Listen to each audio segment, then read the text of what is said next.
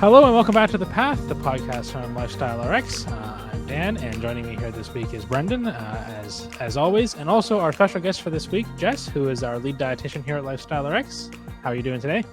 I'm good. Thanks, Dan. And hi, Brendan. This is going to be a fun session. I agree. So Jess, I've been looking forward to getting you on this podcast since we started, because you and I have obviously worked together for a number of years, so we work really well together. I would love you to just describe to our listeners your approach in helping patients improve their nutrition. Yeah, so that's such a good question because I think it's so person dependent too. But in a nutshell, if I had to kind of wrap it up in a couple sentences, I probably would take people and really, and this is going to sound cheesy, but where they're at is sort of where we start from. So if somebody is, brand new, hasn't even started the program yet, we're just doing, ground zero. Where are you? Let's get you more fruits and vegetables in you. And if it's somebody who's like graduated, they're been done for 15, 16 weeks, we're being a little bit more optimal. So we're trying to break through some barriers that they're facing and get them into a place where they want to be. So yeah, it's very much where they're at and how are they feeling and what's their capacity. Nice. I'm going to add on that. So we do get people that come in that are plant-based or they're keto or any of the other dozen different dietary approaches that are out there. How do you handle that? Yeah, I think it's really, you want to respect people's, Googling and what they want to follow and what resonates with them, right? Because there's no sort of one eating pattern that everyone should follow, right? If there was, we would all be laughing and following it and our jobs would be done. So it's really about, taking what they like about all these different approaches and just making sure that they're eating a balanced meal, right? Because sometimes when you do certain eating patterns, you might be missing out on fiber, for example. So you do want to make sure whatever they're following that they're not missing anything. But no, we can totally integrate whatever they're doing, whatever resonates with them. Because truly the whole purpose of this is to find a way for them to eat that they can maintain kind of forever. So yeah, everything's in. And I guess along those same lines, when we talk about making dietary changes, it's obviously a big thing in someone's life to make those changes. How do you approach patients, who are hesitant about that or are having difficulties and are trying to get going on that? What's your approach for that? Yeah, so I think we're so lucky because the people that come through us are so keen and so eager, and they're willing to listen and make changes and do the work. The only people sometimes that aren't that keen are when they're a spouse of somebody who's being forced to talk to me. But otherwise, I think people are so willing. But I think really, if somebody's a little bit hesitant, it's really just explaining the why behind everything, right? Because if you're kind of being super bossy and telling them things without explaining why you're making that recommendation, then why would they listen to you? And I always think the same thing, I live close to the water and they're like, no dogs in the winter, dogs aren't allowed on the beach. But then it's like, why? And then I finally figured out it's because the birds need to eat and the dogs disrupt the birds. And you're like, oh, I get it. Okay, I won't let my dog off leash. So I think it's the same approach for us here, right? If we explain the facts, explain the whys, then they're way more likely to listen and integrate. So the power of why. Yeah, exactly. Okay, here's a fun one because I have no idea what you're going to say. In your opinion, what's the most impactful dietary change a person can make to reverse their type 2 diabetes? Ooh, that is a really good question. This is going to sound so simple, so simple, but it's probably just eating homemade food more often, right? And that could just be for somebody, whether that's just, I'm just trying to think of something really basic, but just having a fruit or vegetable with every meal and snack. And if you're making those meals at home, you're way more likely to do that. You're way more likely to integrate, the things that you have in your fridge. But I think people who are eating out all the time, or, relying on those like super quick microwavable dinners. Like, just, I think the best thing you can do is really just make your homemade meals, right? You're using less salt, you're using less sugar, you're using less, inflammatory oils. Like, I just think it's the best bang for your buck. Yeah. Yeah, so that's so interesting because think about like our society and what it says, right? Like more and more people are eating out, and yet that's the worst thing they can do, right? Totally. Yeah, and the cost of the food eating out too, like you're spending more money, plus like it's not doing you any favors. So I think it's like a double whammy. Then I guess, what do you say for I know a common thing that I've heard about that is that people just like, I don't have time to cook at home. Like, what do you say when someone says that? Yes. Yeah, I think it's really like cooking can be super simple, right? Like, even for us, like when you're really, really busy, it doesn't have to be like this fancy, elaborate, cordon bleu with the dressing and the like. You can just Oh, buy it's not really cordon bleu. yeah, I know. I was like, what's fancy? I don't even know what's fancy. But you could just do like really good quality soup and then have some raw veggies on the side, right? Or you could buy, a pre-roasted chicken and have veggies on the side. So, or an omelet, or I'm just trying to think of other really quick things, like a tuna fish sandwich. Like, you can make it super simple. So I think we just get in our heads too much, right? And we just think you have to, just be simple. Yeah. Hey, share your tip on veggies. The Which one? I have so many. You keep going. The veggie platter. Oh yeah. Okay. So honestly, don't tell anyone, but I'm obviously on a podcast, so you're going to tell everyone. But one of the most amazing lazy things you can do is just spend the money and buy a platter, like a veggie platter, but maybe skip the dip, add some hummus instead. But the veggies are cut up for you, right? So there's usually like celery, carrots, broccoli. And washed. So all you have to do is like buy this, put it in your fridge, and go, I'm going to eat this whole week. So Costco has a fantastic price for veggie platters. Yeah. Nice. It's a hack. Yeah. And I guess what are like some common misconceptions about nutrition in general that you hear when you're working with patients? Like, what's the most common thing that people think is, but it's not actually right? Yeah, and we just went through a bunch of myths too, so this was totally top of mind right now. But I think misperceptions are fruit and veggies, or not all veggies, but most veggies, or let me just say that again, most fruit is out and some veggies are out. So I think a lot of people think, the starchy carrots and peas, too much sugar, cut those out, and fruit is automatically out because there's tons of sugar in fruit. But so I think when people finally hear us speak, they're like, oh, what? I can have peaches and I can have berries and I can have cherries, and don't go fruit crazy. Like, don't, have this, 3 cups of fruit salad and don't all do fruit like diet. Yeah, exactly. I have met one person who was very fruit. There's actually like a term for people who follow only a fruit diet. Fruitarian. Is that did you just make that up, or is that a real? Steve Jobs was a fruitarian for a period of his life. Interesting. Yeah. So don't be that. But I think the biggest misperception is that, fruit is out and the starchy veggies are out too. And they're not, because they have so much fiber and so much other nutrition. And as long as you're eating it in a reasonable amount with protein, like, it's totally fine. So yeah, don't villainize those guys. Cool. What do you love about working directly, kind of one-on-one with patients at LifestyleRx?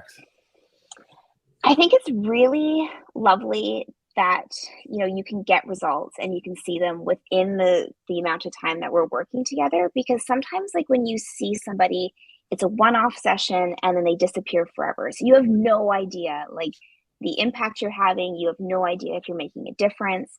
And I think they get motivated too, because they do see the immediate changes with the CGMs. So they can actually see, oh, wow, yeah, you're right. If I have protein with this meal, or if I eat protein first, or if I decrease the carbs, oh, I don't have these like massive spikes. So I think it's so amazing to actually see the results and the differences in people. And then again, everyone is so keen and so motivated that is so much fun, because again, unless you're being forced to talk to me, most people are really willing to try and experiment. So yeah, it's so much fun. Yeah, it's fun because one of the things when physicians approach me about working with us, and I think it's the same with the dietitians, it really is the like the best population, because people want to make change, they're keen to make it, they're so happy when they get their results, and it's different than a lot of practices, isn't it? Yeah, very different. And I think what's great too is that, we are such a lovely team that, if we do stumble, like you just reach, like I can be like, oh, go see Dr. Byrne, right? And then we troubleshoot and make sure that they're on the right path. But like, I just think them knowing that we have each other too, like we're not just these like silos of practitioners who are on their own making things up. Like I think that's huge. And yeah, no, I think it's great. And you touched on there for a second, CGMs, and we get a lot of questions about CGMs and how you should use them, especially like what's the most useful way. So for you as a dietitian, what do you think people get the most from CGMs, and what should they be looking for when they're using them? Yeah, I think like people always love this like very prescriptive recommendation, right? So they always want to be told like exactly the number that they're aiming for. So it's really hard to be like, no, no, no, use it as a trend. Don't use it as the exact number. And I think sometimes people become a little bit, they're so loving it that they check it every minute of the day, and then they have, you know, but so I think the CGM has a huge impact in the carb tolerance piece for me. So I like when they can kind of see a meal that they eat, maybe it's not the results that they're looking for. Again, I don't even worry about the number, but it's more just like, where did you start from? Where did you end up? And if that meal that they created didn't sit well with them, then you can go, okay, let's troubleshoot and figure out how to make that meal sit well with you. Because if you love your oatmeal, I don't want to take that away from you. But if we can, do steel cut oats or add some peanut butter or add some psyllium husks, like I just think it really personalizes people. And that's what I love it for. But I think people get so they love it too much, right? Where they're just like, I need to check all the time. And you're like, please, no, don't do it. Yeah, definitely. Yeah. It's like what we're always saying, don't confuse the mileposts for the journey, right? Yes. They're giving us information, but the real task at hand are all the changes you're making. Yeah. Yeah. And it's so much fun too, because I'm sure you see this where they can share the results with you. Mm-hmm. So you can actually go through it and you'd be like, what happened here? And you actually like explore and you truly figure out, what's going well and what's not. So I think it's fantastic. Yeah, for sure. And then, so we talk a lot about the better mindset in the LifestyleRx program, better, not perfect. How do you get that through to people, and like, how do you coach them on that stuff, that concept? Yeah, even kind of just going back to what we were talking about with this, all or nothing approach, right? Like there's some people who are 100% cold turkey, just want to jump in 100%, right? And then when they accidentally, have a birthday or they're going to a wedding or, it's Labor Day long weekend and they're going to a barbecue, like they are so hard on themselves that they went back to their old habits. Mm-hmm. So I think that's the biggest teaching is that, it's okay to not be 100% all the time, and don't feel guilty. Don't do that negative self-talk. Think about all the wins you've had, right? So I think the better mindset is just reminding people that you don't have to be perfect, right? Because if you are, you're so hard on, like, it's just this all or nothing approach is just heartbreaking, right? Yeah. Yeah, and I get scared when I see people up front and they're trying to be perfect, because they're the ones that quit, right? They get 3 weeks in, something happens, it can't be perfect, and I can't do that. And it doesn't have to be that hard. No, and especially like this time of year too, when we go into like Halloween, and then we have Thanksgiving first, and then Halloween, and then all these holidays that are coming up. You're constantly getting tested, and your willpower is not infinite, right? So you do need to be okay with not being perfect. I think we're going to have fun on the Halloween podcast. Dress up the dogs. Yeah. Yeah. So, Jess, you are a certified health coach, so I know that, but probably a lot of people don't know that. How does that inform your practice? Yeah, I think I really love being a coach. And I think the difference between being like a health practitioner and being a coach is that, when you're a health practitioner, you're an expert, right? So you come into these sessions with somebody and you have your agenda, you know what you want to say to them, and, in and out, that's it. But I think as a coach, you're more someone's partner, and that might sound weird, but you're more in there with them trying to figure out what they want to get out of that session, right? So I could have an idea that I want to up someone's fiber, but then they just could have had the most stressful 2 weeks of their life, and they're like, please, let's not talk about food, let's just talk about 10 things that I can do to de-stress right now. And we spend the whole nutrition session talking about stress versus about my fiber. But I think it's really just putting that expert hat aside, because it's really useless for somebody who's either overwhelmed or dealing with something that, food is not the priority, right? So I truly love being someone's coach compared sometimes to being their dietitian. Yeah. Yeah, I have to say it's so fun when I see one of your members that comes back to me for something, and I hear about the conversations, and it's it has such an impact, because it is there are more important things sometimes than fiber. Yes. and recognizing that, and actually because we're like Sherpas, right? Like we can't climb the mountain for people. We're kind of guide them on the path, and so sometimes it's that's actually not the right path right now. Let's try this. Yeah. No, I think like just it's really just I tend to be very bossy. Like, people who do work with me know that I'm like very like bossy, to the point. Let's get this. This is what, but it's really just, what is the priority, right? And if you are at your max, then there's absolutely no reason why I need to add more stress to your life, right? So, yeah. Definitely. Another thing that I know you're passionate about is, and you're an expert on, is gut health. So how do you approach when you have type 2 diabetes and kind of digestive issues and the gut health aspect? What's your approach to that?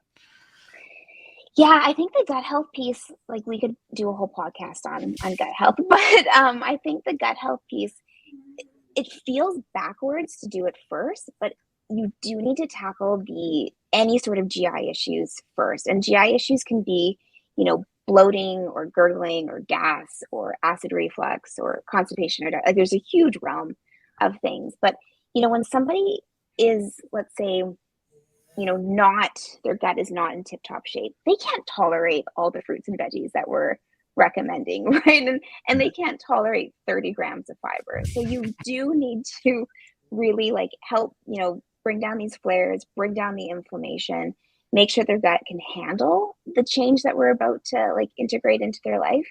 But yeah, I think gut health definitely needs to be tackled first. And even going back to the stress in people's life, like the brain gut connection is huge, right? So if they're feeling, stress, that's going to show up in their gut. And then here we are trying to talk about blood sugars. Like, it feels way too much.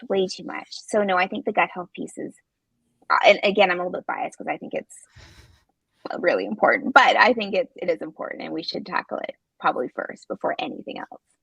Well, and this is where I think working with you really has informed my practice, because when I see people, so everyone has a wellness quotient, so we got a little gut index score on them, and I will see people right up front and identify that, and I literally will say, if after week 2, so I often will give the benefit of, if you cut out kind of all the refined carbs and all the ultra processed foods, because a lot of people got issues stop right with those Yes. steps.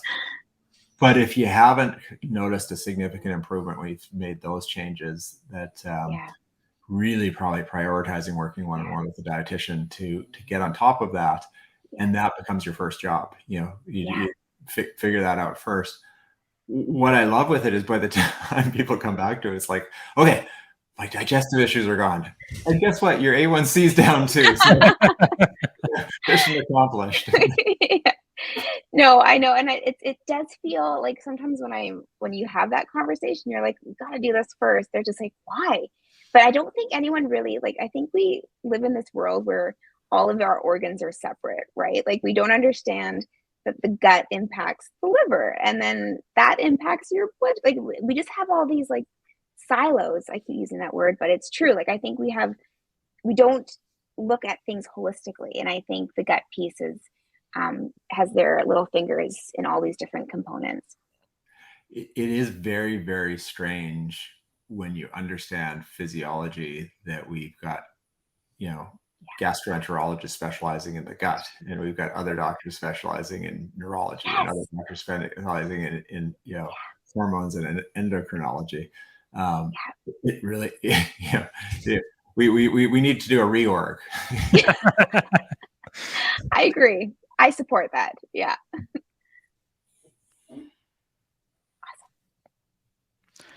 Okay, I guess next one here. So how do you address like emotional eating and other like psychological barriers to making dietary or nutrition changes and with your program or in general? Yeah. So I think, it's that's actually a really good question because and that's such a big question, right? Because emotional could be, you know, you're having a terrible day and you want to emotionally eat, right? Or maybe you just have this terrible relationship with food. So now we're rewinding decades and trying to figure that out. 100%, if it's that deep, we do need to bring in like a counselor. 100%. Like I'm just a dietitian. Like I can't do um, that additional layer. But I think, when somebody does, let's say they're using food for a reward or to decompress at the end of the day, then it's just kind of sometimes the awareness, right? Because I don't even know sometimes how much we know that we do that. So it's just bringing it up, even suggesting it, and then they recognize that that's what they do, and then we can start brainstorming other solutions, right? So we can start going, okay, so if it's because you're working at home and the kitchen is right there, let's go for a walk instead, or let's get you out of your house, or let's get your hands busy, like let's start knitting, or let's start doing something where you're not, I talk with my hands, but like, you know what I mean? Like where your hands are actually like doing something that you can't be endlessly eating. Not moving the chips out of the bay. Yeah, exactly. So I think awareness is key, honestly. So I would start there first and just make sure that we're on the same page, that they're aware, and then brainstorming together other tactics. So, but a counselor would be another person to bring on to the team, 100%. Well, one thing that I've noticed, and I wonder if you've seen this as well, overwhelmingly when I talk to people and ask them, do you stress eat? And overwhelmingly people say yes. And when they go through the program and I ask them, are they still stress eating? And they're like, no. And really what they were having was cravings and they were, right. And so they thought it was stress eating, but it was actually just cravings. Right. So right. do you see that a fair bit where we kind of personally misdiagnose ourselves on some of these things?